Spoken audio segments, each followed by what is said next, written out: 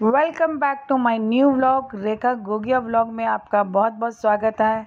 हर कोई चाहता है कि हमारा घर सुंदर लगे और हमारे घर के आसपास हरियाली हो और चारों तरफ हमें ऑक्सीजन अच्छी मिले, इसलिए हम घरों के अंदर ऐसे ऐसे पौधे लगाते हैं जिससे हमें अच्छा लगे, हमारी आंखों को अच्छा लगे।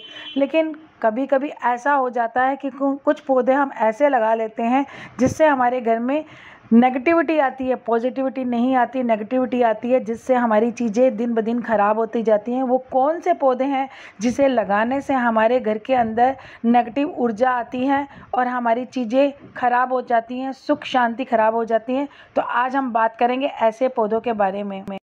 अगर आपके घर में कोई पौधा सूख गया है या मुरझा गया है तो ये अशुभ होने का संकेत है। ऐसे पौधे आपके हर कार्य में रुकावट पैदा करेंगे। इतना ही नहीं, घर में यदि बुके आते हैं तो सूख जाने के बाद तुरंत घर से निकाल दें। सूखे पौधे घर की शांति को भंग कर देते हैं। कांटे वाले पौधे, कहा जाता है घर पे उन पौधों को कतई नहीं लगाना चाहिए। पौधे कांटेदार होते हैं, उन पौधों को घर या फिर ऑफिस में नहीं लगाना चाहिए। वैसे तो गुलाब का पौधा भी कांटेदार होता है, लेकिन उसे छोड़कर और किसी कैक्टस या फिर कोई भी अट्रैक्टिव वाले जो कांटे वाले पौधे होते हैं उन्हें गलती से भी आप अपने घर में नहीं लगाइए, क्योंकि ये हमारी सुख समृद्धि, हमारे हर काम में रुकावट पैदा करते हैं। इसलिए कांटे वाले पौधों को कतई ना लगाएं। तो अब हम बात करते हैं मेहंदी के पौधे की। वास्तु के अनुसार घर में मेहंदी का पौधा नहीं लगाना चाहिए। मेहंदी एक भीनी भीनी सुगंध छोड़ती है, इसलिए माना जाता है कि इसकी सुगंध से नकारात्मक शक्तियां आकर्षित हो जाती हैं। इस पौधे में को जहाँ भी लगाया जाता है वहीं पर नकारात्मक ऊर्जा का प्रभाव जाता है, जो आपके जीवन में तरक्की और सुख शांति में बाधा उत्पन्न कर सकता है। अब हम बात करेंगे बैनसुई। बैनसुई घर में नेगेटिविटी को बढ़ाता है, इतना ही नहीं घर के विकास को रोकता है। तो आइए जाने कि हम वास्तुशास्त्र के अनुसार हमें बैनसुई का अगर पौधा लगाया तो कहाँ लगाना चाहिए। बैनसुई देखने में भले ही खूबसूरत लगता है, लेकिन इन्हें घर में लगाना घर के विकास को रोकने वाला होता है। इसे घर के बाहर आप लगा सकते हैं। बैनसुई यदि आप घर के अंदर लगाते हैं तो ये आपके धन हानि का कारण बन सकता है। कभी भी बैनसुई को घर के अंदर ना लगाएं। इसलिए पौधे लगाने से पहले आप वास्तु के नियमों का पालन जरूर कीजिए, क्योंकि इससे आपके घर की सुख समृद्धि जुड़ी हुई है। इसलिए जो भी पौधा लगाएं वो वास्तुशास्त्र के अनुसार लगाएं। तो चलिए अब हम बात करते हैं कि हमें कौन कौन से पौधे लगाने चाहिए घर के अंदर। तो हमें कौन कौन से पौधे घर में लगाने चाहिए जिससे पॉजिटिविटी आए, घर की सुख समृद्धि और हमारी तरक्की में सहायक हो। तो तुलसी का पौधा जरूर लगाना चाहिए। घर में तुलसी का पौधा लगाने से परिवार के सदस्यों में आपसी कलह कलेश दूर होते हैं और माँ लक्ष्मी का आगमन होता है तथा आय प्राप्ति के साधनों में वृद्धि होती है। तुलसी का पौधा लगाने से घर में लगाना चाहिए। शिव पुराण में घर में बेल का वृक्ष लगाने से फायदों का उल्लेख किया गया। उनके अनुसार जिस स्थान पर या घर में ये पौधा लगता है वह स्थान काशी तीर्थ के स्थान के समान हो जाता है और पूजनीय स्थल बन जाता है। ऐसी जगह पर साक्षात महालक्ष्मी का निवास होता है। सभी पापों से मुक्ति मिल जाती है। घर के सभी प्रकार के तंत्र बाधाओं से मुक्त हो जाता है। इसलिए बेल का पौधा लगाना घर। दोस्तों, क्या आप जानते हैं तुलसी के पौधे के अलावा एक और पौधा है जिसे हिंदू धर्म में बहुत शुभ माना जाता है। ये है शमी का पौधा। जी हाँ, शास्त्रों के मुताबिक शमी के पौधे का विशेष महत्व है। इसे घर में लगाना बेहद ही शुभ माना जाता है।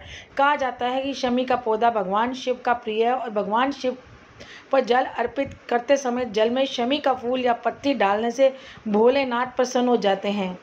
जिसका शनि या साढ़े साथी हो तो इस पौधे पे के लगाने से, शमी के पौधे से लगाने से साढ़े साथी का प्रभाव कम हो जाता है।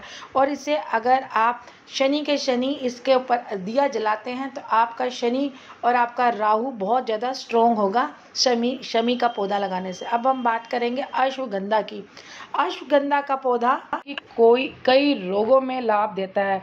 अश्वगंधा को असंगंधा, नागौरी, असंगंध भी कहते हैं। अश्वगंधा का पौधा बहुत ज़्यादा फायदेमंद है। ये आयुर्वेद में इतने ज़्यादा फायदे देते हैं।